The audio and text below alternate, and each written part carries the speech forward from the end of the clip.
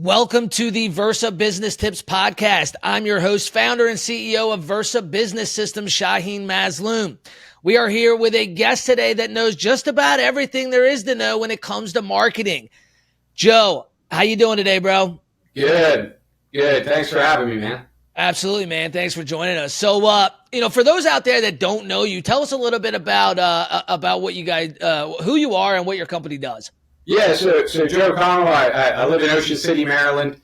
I'm a husband, father of four, but I professionally I run a marketing agency. I've been in the marketing game for about 11 years. I've worked with thousands of different clients of all walks of life, about 45 different industries. So definitely some diversity there.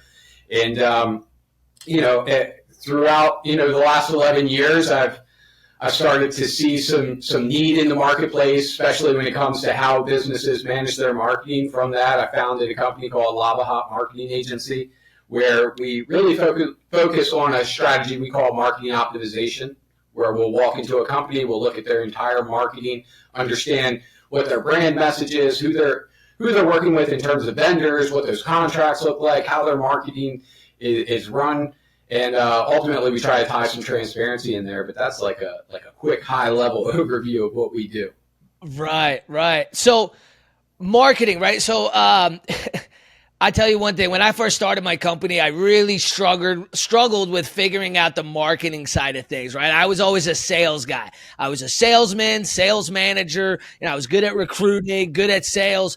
And then, you throw, starting your own company in there, and now you got to figure out how to get customers other than cold calling, right? So, Right. how did you get into, starting a marketing agency? Like, tell us a little bit about your entrepreneurial journey and how you ended up starting this marketing company. Yeah, so I think before I get to like where we are now in terms of like how we started the marketing agency, I would have to back up a little bit and maybe pay some honor to some companies that I worked for. So when I first cut my teeth in the marketing game, it was something that I stumbled into at a little yellow page company here on the Eastern Shore called The Local Book. For people that are in the area, they're probably very familiar with that book. And I had no designs to be a marketing consultant. It just It happened to be something that I was in between jobs. Before working in the marketing game, I was doing Miss Utility, which, if you're familiar with that, it's, if you have to dig a hole or a contractor has to dig a hole, they have to call 811 and somebody has to go out there and mark where all the utilities are. Right. And, what's funny is in that time that I worked at that company, I would drive around and I would turn my truck into a drive time university. So I'm listening to guys like Jim Rohn, Tony Robbins, Zig Ziglar. Right. And from that, started to blossom this idea that I wanted to work with businesses. I wanted to be a consultant. At the time, I didn't even know what the term was. So I said that I wanted to be a business life coach. And it turns out what I wanted to be was a consultant. I wanted to go into businesses and figure out how to help them. And fast forward, I got laid off from that job because they lost a contract, and a buddy of mine reached out and said, hey, if you're looking for a job, the local book's hiring. Why don't you come and you can work for the local book? Me not knowing a thing about marketing at the time, the guy, I said, I don't want to deliver phone books. It's just not for me. And he was like, what are you talking about? I don't deliver phone books. I sell advertising.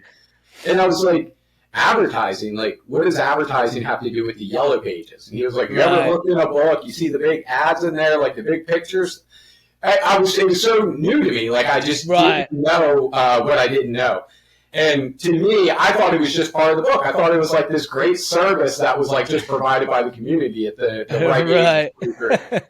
And so fast forward, they hired me, and the first training that I had at that company was with a guy named Mike Centerani, who in the industry of like direct media, he is like one of the best trainers in the country. He's been hired by companies like Google, local companies, some large national companies between newspaper and Yellow Pages, and a lot of other like direct digital media companies. Right. And my first training that first week was with him, and that shaped how I interact with customers for the next 11 years.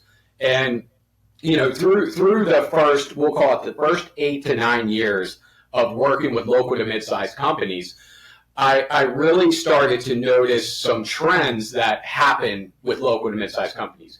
Right. Usually, a local to mid-sized company, they're working with 5, 6, 7, 8, 9 different vendors. Yeah. All of these vendors, between radio, billboard, TV, the bus wrap, the digital marketing companies, like all of these vendors, not only are they hitting them up all the time saying, hey, we've got this new promotion and special you should run, but they have to coordinate the message between all of them. And oftentimes, these vendors would do two things. They would have their own version of what that business's message should be. Yeah. And oftentimes, the client would sign up for things where 4 or 5 vendors will be running the exact same thing, but with different messages. So it was extremely fragmented. And if you were to try to pin down a business owner and say, hey, what is the marketing budget? Like, what are you doing like annually? It's like they have to like dig up folders and try to figure out. Like, I don't have a clue. Right. So it was never like a formalized strategy. Right. From the amount they were spending to the contracts they were signing to the message that was going out there. And then God forbid, like most of the vendors that would come in and meet with them would just be like, oh, hey, it's, time to renew, press hard, 3 copies. Let's get you all signed up for the next year or 2-year contract. Right. And they don't even know what their cost per acquisition was or any of these, data metrics. The first year in business, I didn't realize how important all these different metrics were, to figure out, well, is this working? Does this make sense? Right. Man, that's huge. So what happened from there? Yeah. So what started to evolve and what eventually became Lavahot is I had certain clients where they were about the size where they were on the cusp of either hiring somebody to manage all of their marketing or just trying to figure out some sort of solution. And the problem is there was not a solution. They couldn't figure out, like, how can I get somebody to manage my marketing who is not this $40, $50, $60, $70,000 per year employee? Because when a business is doing anywhere from $3 to $5 million, it doesn't make sense to hire somebody at that price point. I mean, just the number of heads, like obviously there's other areas where you should allocate the resources, right? No. So we started by really offering a solution where, we're not an employee of the company. We're not on your benefits programs. We're actually a line item that you get to write off at the end of the year. And we're typically, our monthly retainer is usually about as much as you would pay a receptionist. Right. And what we typically find when we walk into a business, because they've had this fragmented marketing approach, more often than not, the amount they were spending annually. So let's say their budget was $150,000. Right. Usually the cost for us to manage the marketing can be baked into that $150,000. And we will optimize the campaign so well that the results they'll get will be much better than what they were getting. And in some cases, we actually reduce their spend in certain times of the year. Because that's like what I see oftentimes outside of like a vendor getting a client set up with this fragmented approach to whatever the message is, but they're also locking them into these there's one vendor I've seen, they lock a company into a campaign for 2 years. And it's like, you know how much changes in 2 months, let alone 2 years? Yeah. Habits and the economy and the market and you can't possibly do the same thing for 2 years and expect for it to stay the same. Right. Yeah. And it doesn't, because people, if you just look at, just digital exposure over the last 3 years, how much that's changed from maybe the consumption on platforms like YouTube, Facebook, and Instagram, all that, all those eyeballs now shifting over to TikTok. And that's just something that's steadily growing. Or on the radio standpoint, you even mentioned this, like you feel that there's certain sides of the media that are antiquated. It's outdated. You have people advertising on local radio, but they're not even exploring what it would be, what it would cost to get set up on something like Spotify. Yeah. where that's where people are tuning into. They're logging on there, listening to podcasts. They're logging into there, listening to their favorite playlist, Yeah. and it's a whole new breed of Oh yeah, way to market. I think, I mean, even not even like the last 2-3 years, but like just look at the last 6 to 8 months.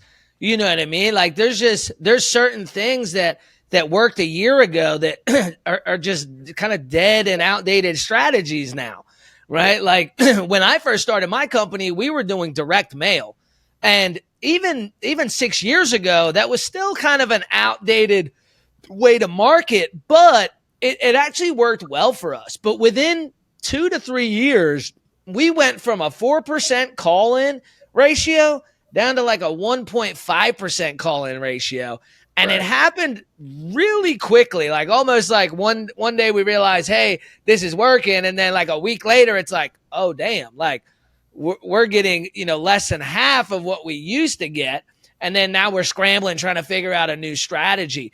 And, one thing that I've learned, and I know you've learned from some of the same people, is omnipresent, right? Like For sure. being omnipresent, being all over the place, being on the internet, being on social media, being on, maybe billboards or TV ads or podcasts or here, there, and everywhere, is going to be the best way to do it. And like you said earlier, a lot of companies have different vendors for different marketing things. And then sometimes those marketing avenues are competing with each other, or they're confusing the message, or, this one's saying this one's saying that. And people just get lost and confused.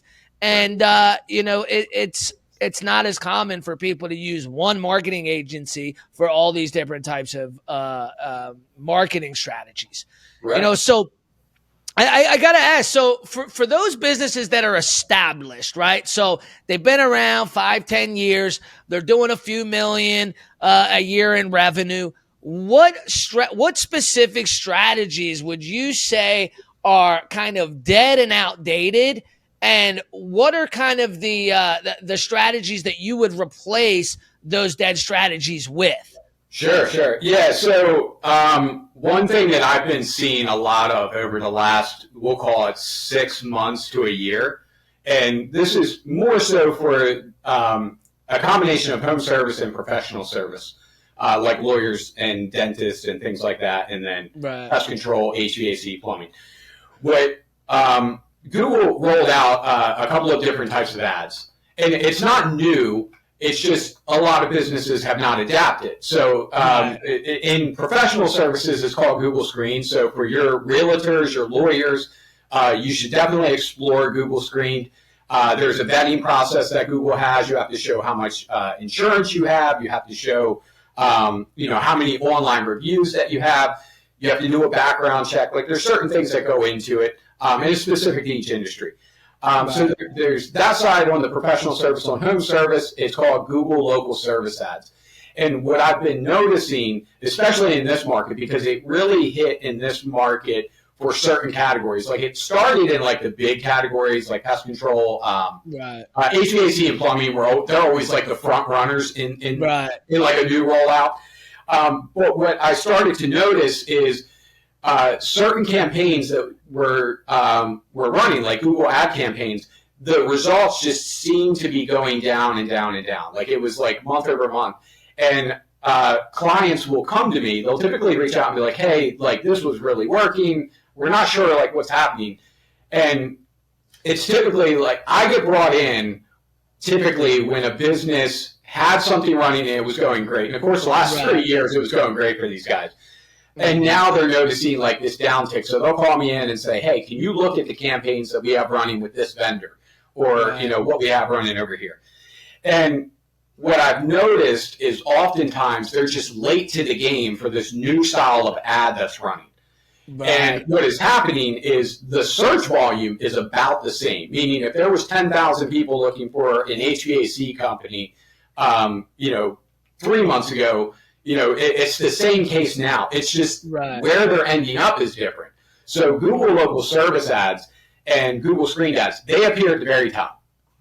Very important on this device here. Yeah, which everybody, I mean, homeless people have a smartphone, You know what I mean? Like three-year-olds have a smartphone, right? It don't matter who you are, you got a smartphone, and most of the time when you're searching for something, you're doing it on your cell.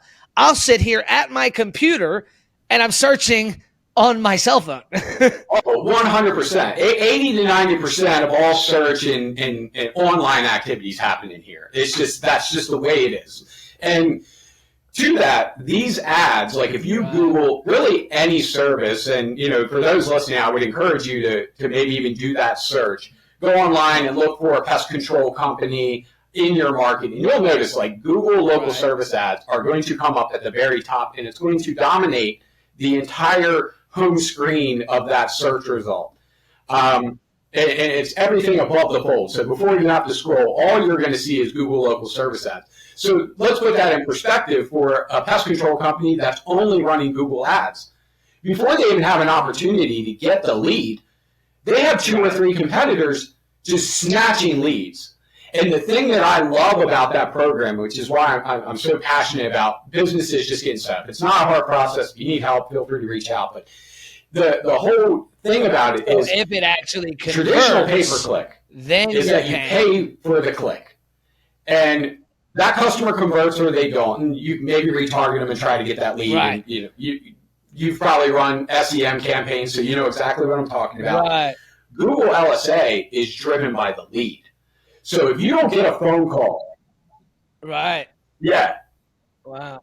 Yeah, so for a pest control company, for instance, if you do not get a phone call for a pest service. Dude, honestly, I didn't even know about it. You pay nothing for that. Like, nothing happened. They can click on it. They can look at your profile. I gave up on Google Ads hit the about chat a year feature ago. or maybe even the booking feature.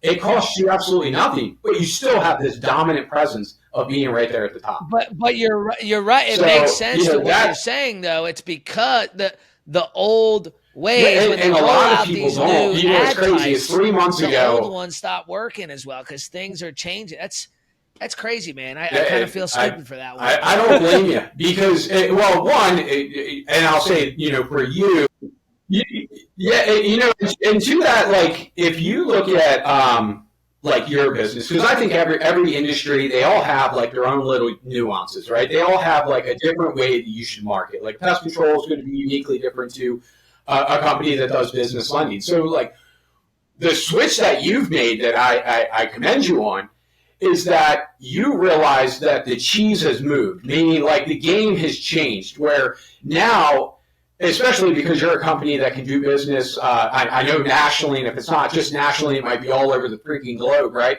So now it's how do I capture the audience that is all over the place since I can be all over the place, right? So you making the shift from I want just this inbound to come from people that are looking for me, and that's a very expensive game.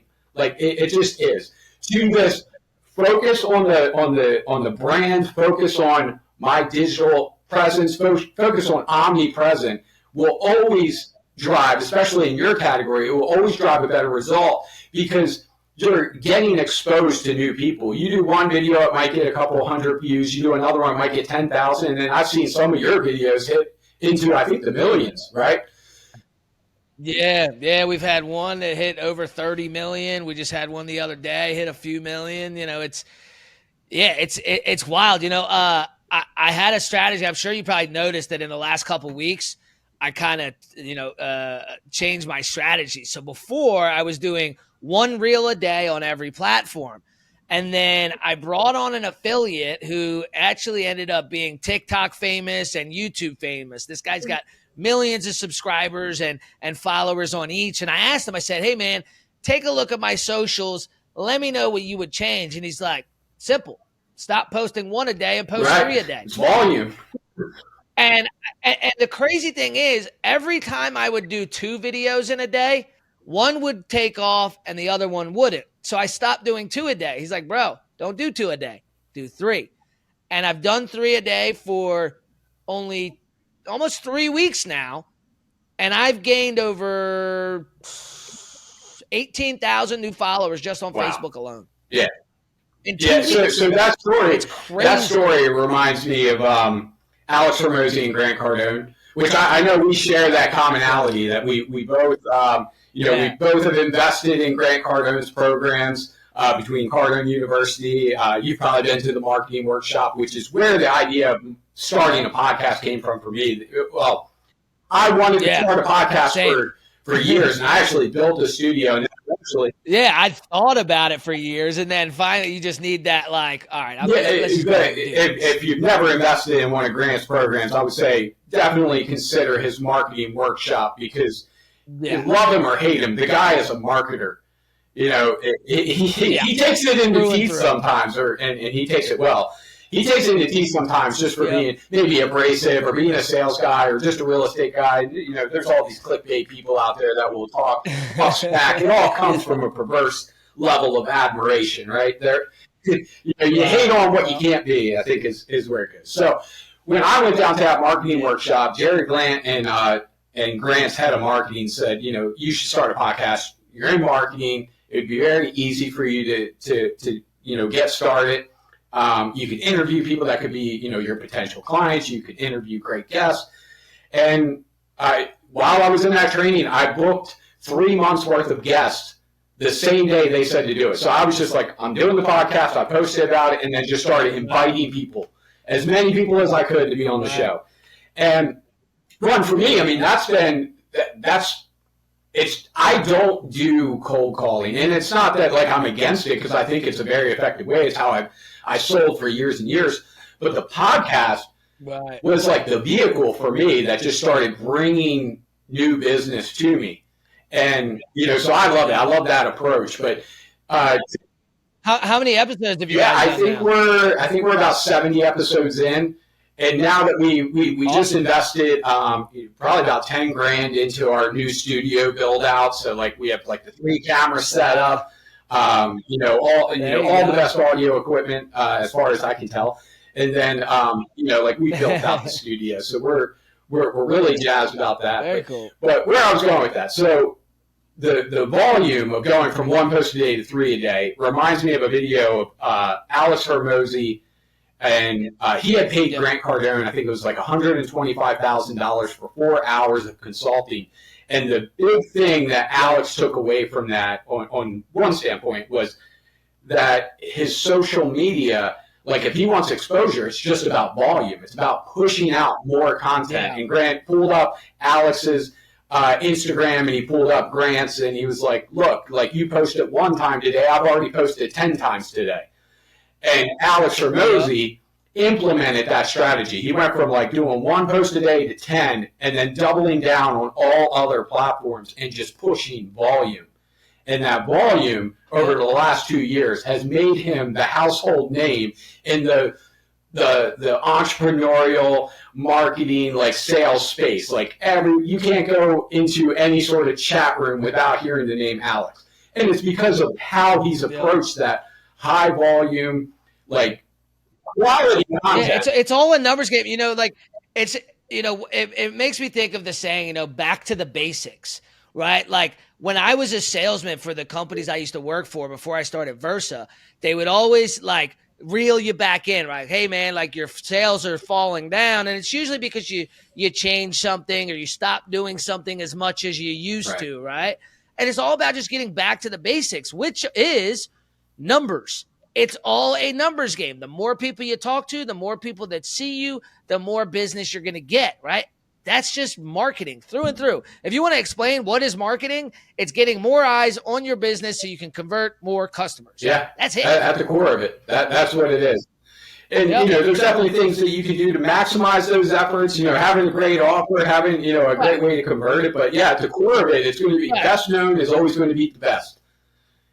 Hands down. Yep. So in today's age, like people don't, I feel like in a lot of areas, they don't want to just do business with a business. They want to do business with people and have that connection. With somebody that they like and that they respect. It's like, the strategy is kind of like one reel about business, one reel about yourself, and then one reel about your values, your family, your lifestyle. Right. And that way they get to know you, they get to know who you are, they get to know what you do, and they get to know what you love. And they also get to know about your business. Right. But some people I see, and I used to be guilty of this myself, it was all business, all the time, no matter what. And you're right. People want to do business with people they know, like, and trust. So they got to know you. You are the brand. And I think a lot of business owners forget that sometimes. It's like, this is the brand, this is the brand, this is the brand. But like you yourself are also the brand. And, some people try to shy away from, being in front of the camera and like posting on their personal pages. It's like, personal, business, like whatever. It's all the same, right? It's just the way the world is and how people make decisions now.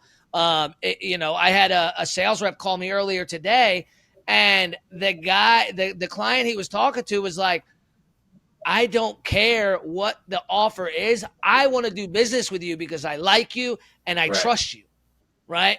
And so, the deal was closed before we even pitched it because he likes him, he trusts him. The company has a good reputation, so he knows the offer is going to be good, right? So yeah, man, I love that. Now, what about for like new businesses, right? So new businesses, they don't have a lot of money. What are some fairly inexpensive but effective ways to get your message out to more customers, right? Like Google ads are pretty expensive. I mean, you can do it on a small scale, but like, let's face it, it's not cheap, So other than just like posting as much as possible, what are some other fairly inexpensive yet effective ways to get your message out? Yeah, absolutely. So there's usually 5 things that I tell every business to make sure that they cover to set the foundation of their digital presence.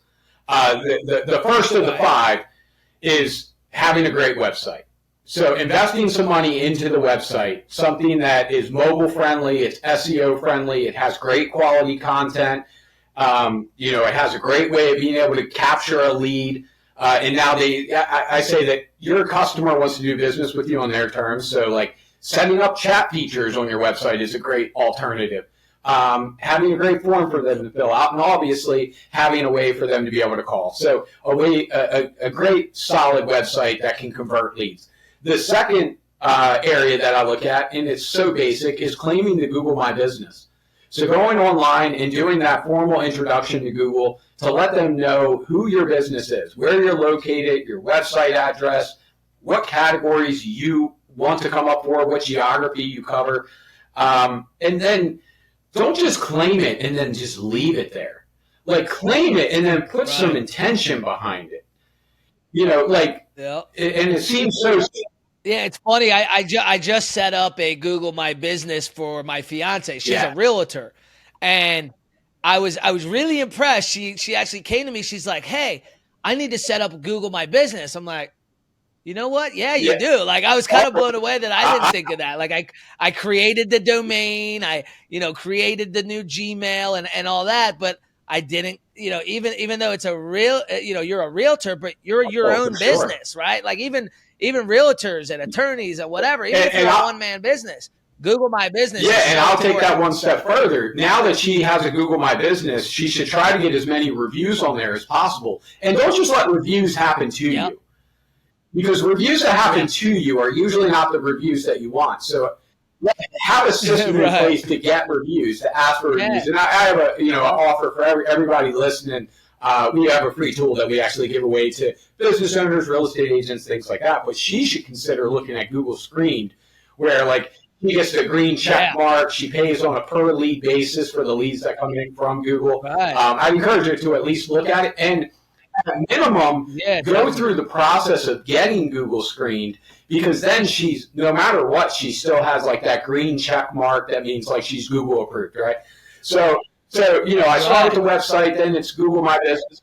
I wonder if, I'm sure we probably have that. I'm not sure. I'll have to look into that because I don't know if we ever did Google's. Yeah, so it's per industry. I don't know if like financial services are like in that category, but I know you have a right. Yeah, I know that you're diverse in what Versa Business Systems does, right? So there may be a category of service that you offer that will qualify. Unfortunately for me, as a lowly marketing agency, there is no category for marketing, unfortunately. But so after the Google My Business, you want to claim the rest of your listings. So Bing, Yahoo, YP.com, Superpages.com, like all of Yeah. So I actually did. Have you heard of the company for Yext? sure. Yeah. YEXT. Yeah, so that when I first started my business, I threw up a website, something basic, but still had a form and they could call us and stuff like that. And then the second thing I invested in was $500. That's it. It's $500. They put you on Bing and Yahoo and Yellow Pages and everything you could Exactly. possibly Yep. think of. And now Yeah. you're So everywhere. so it's doing that. So and the thing that Or do it yourself. exactly. Yeah. So and you can. I mean, all of this stuff you could do for free. You can go to Wix, you can build yourself a website, you can claim your Google for free, you can claim your listings on all these search engines for free. You can, which takes me to the fourth pillar, which is online reviews. You'd be surprised how much the algorithms and the search results are driven by online reviews, because it's people basically in the marketplace talking about a business and how good their service is. And don't just let the reviews happen to you. Meaning, don't let a review, like if somebody leaves you a good review, don't sleep on it. Go in there and reply. And look at it as an opportunity to let other customers or your next potential customer know that you care about the feedback that your customers get. And this is like an insider tip. When you reply back to that, anytime you're giving Google more information, it's better. Like anytime, like, and even down to the Google My Business, like most people don't know that the same way you post to your Facebook, you can post to your Google My Business. So when we work with businesses, we'll post 3 times per week to their Google My Business. Something about their company, maybe it'll be something like tip related, like just content, just continuing to feed Google. And then the last one is social media. So it doesn't cost anything to set up a Facebook business profile. It doesn't cost anything to set up Instagram or any other platform. It's absolutely free for all of this. So if you're on a limited budget, that's all there. Now, shameless plug time. So we have a digital marketing platform that we launched called Slingshot. We actually take those 5 things and we do it all in one. In fact, the Yext tool that you were referring to is actually built into Slingshot. So it's part of and we have several tiers, but it's part of our monthly subscription. So, we have the website builder right in there. We have a way to claim all of your listings, manage all of your reviews, request more reviews, a social media planner powered by AI, a CRM. So we have all of these tools kind of baked together at price points that really any local to mid-sized company can afford. And truthfully, the reason why we launched that platform, and it's 5 years in the making. So this is something that the name Slingshot I've had for about 5 years. I was looking for the right pieces and parts to kind of put together. And when we launched, I wanted to have something that could go and support local to mid-sized companies, especially ones that are just getting started, like your landscape guy that they're keeping track of their customers on a notepad. They're the ones that need the most help. Like that's what I tell people all the time, right? Like we've started doing business with like your Gucci's, your Pepsi's, your big sports stadiums, right? And somebody asked me the other day, he's like, "Well, I mean, we're just a small. Can you still help us?" I'm like, "Absolutely. Like we'd rather help you. Like Gucci doesn't really need our help. We love doing business with them. Absolutely. Don't get me wrong. I love doing business with them, right? But I appreciate doing business with the smaller guys more because they need our help. You're absolutely right. When I chose the name for the platform, I went with Slingshot, and it's a derivative of the story of David versus Goliath. Yeah, I love the name. Which obviously, David used a sling. He did not use a slingshot. Maybe they just didn't have that technology back then. But the story at the core of it is that a local to mid-sized company, they're David. And a lot of times they're going against a Goliath. Here on the Eastern Shore, there was this big company that in the HVAC space that moved down here. They bought a very prominent business that I'm actually familiar with. I helped them do their marketing. This company, it's called Horizon Services. They came in and bought the company. And this company is a Goliath. I mean, they are a massive HVAC conglomerate, and they have other verticals of business, but they are just this massive company. Like it's like hundreds of millions of dollars in revenue that they do, like nationally between all the acquisitions that they do. And they came in and they bought a very large, prominent company that had a great reputation. So they just bought this book of business. But now they're putting their footprint here. So they're marketing and they're hammering it with and trying to gobble up more of the market share of the local to mid-sized guys that have been here the last 15, 20 years. They come in and they just throw money at it. So I like to reference that, these Goliaths, they're in every industry. If you own a hair salon, you're getting pushed by like a sports clips or something like that. If you're in the pizza industry, Domino's and Papa John's, they're going to try to take their piece of pie. Or a Mexican restaurant, if Chipotle moves in, you're going to see a hit in your market share. And what all of these companies do, and I always reference Domino's. So Domino's, I joke and say Domino's is not a pizza company.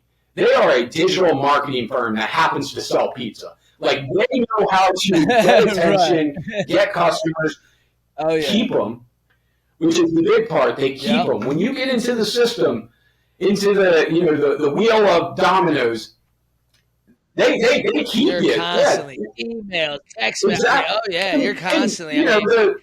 And people don't realize how easy it is to set that stuff up. Like, you could pay a few $100 and have a mobile app that does geofencing and all that stuff that Domino's does for a few $100. You just got to know. And there's a part to it too where like you just need to understand what the technology is. Or in some cases, and it's like what we pride ourselves on, because all of this technology exists, and there's a lot of great companies out there that offer, platforms just like what we do. But sometimes those platforms are either fragmented, so you're over here getting your website, over here for your, for Yext and your social media. So I like our platform because it just brings it all together. So it's a very easy tool to be able to use. We have a mobile app that ties to it, and you can set up this SMX text. You can set up like these different automated campaigns to get people to come back. And most companies, it's just been happening. Like a company will just start implementing this, like Domino's and some of these other companies. They'll just start using like new and better tools digitally, and they're just selling more pizza every single year. So, oh yeah, 100%, man. So, man, you've given us a lot of great information, stuff that I didn't even know before, which I love. Because marketing, man, I tell you, man, like, sometimes, like, some of our competitors are like, man, you're the marketing genius, like, because we use a lot of AI, right? Like, people, and I'm like, man, I really don't know anything about, I don't know a lot about marketing, but I know enough, right? So some great value from you today, man. I really appreciate you hopping on. What is your offer for our viewers and listeners today? What can you give them to help them boost? Yeah. So, one, I always tell people, check out our podcast, Lavahot Podcast. We've interviewed a lot of really great guests, just like Shaheen has, and there's a lot of valuable information there. But in the area of reviews, I'm sure you heard me speak very passionately about it. The biggest thing that I've noticed in every industry is that there's just not a system in place for claiming reviews. We've created these cards. You've probably even seen them on TikTok or on Facebook, but it's very similar card technology. So it's an NFC tap card that you can tap to somebody's phone. We actually, for your listeners, we're actually going to give one away for free. So if they go to slingshotyourreviews.com, there's a quick form just so we know who to contact, because we need a little bit of information. We'll need to know, like, your Google My Business, the review link. We'll have to attach it to it. We'll send it out. It's on us. But, like, having something like this, it seems so basic. But, like, this does two things. So let's say you are I'll use pest control again, since that's where I've gone most of this episode.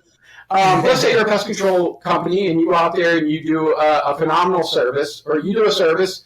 You just ask your customer one question, and this is universal. No matter what business you're in, you just ask one question. We like to ask every customer how they would rate our service on a scale of 1 to 5. If that customer says 5, great. Would you mind leaving us a review if it took less than 30 seconds? You tap, if they say sure, you tap this to their phone, up will pop your Google My Business, and it will be pre-populated to reviews. So right there, they can hit 5 stars, write a review, and done. It's in and out in 30 seconds. If the customer says anything less than a 5, And if they say a 4, Right. then the first question you should ask is, what can we do to get it to a 5? Like, how can we go above and beyond? So obviously, you want to try. Yeah. How do we get this to a 5? And then throw the review out, exactly. right? Once you get it to the 5. So we're giving these things away for free. We've ordered hundreds and hundreds of these things just because we knew it was something that businesses have been sleeping on their reviews. Right. Like if you're a business, and I would ask everybody. Yeah, we do a decent amount, but we don't do it enough. I don't think you can ever do it enough. It's just like referrals and reviews. Those two things, I don't think you can. I really don't think there's a way to do too much. There is. Right? Like referrals and reviews. I mean, it's really what makes or breaks a business. Yeah. So that was just a easy tool that I know I wanted to have for this show, so that Awesome. You said that website was Slingshot Your Business.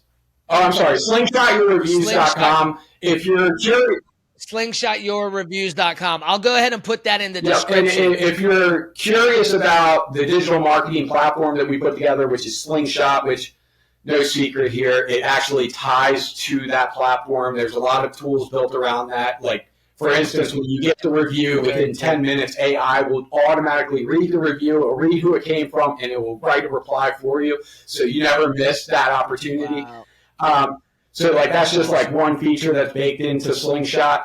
But if you're curious about that platform and just want to see a demo, you just go to slingshotyourbusiness.com and we'll get you set up for a demo. And then lastly, if you're curious about what it would look like if we were to come in and help manage your marketing, meaning we're taking a look at everything you're doing, even if we do what we call a first-time optimization, it's a really low fee for us to look at all your marketing, give you advice, and then give you a roadmap for, and right now it's the crucial time, the roadmap for 2024.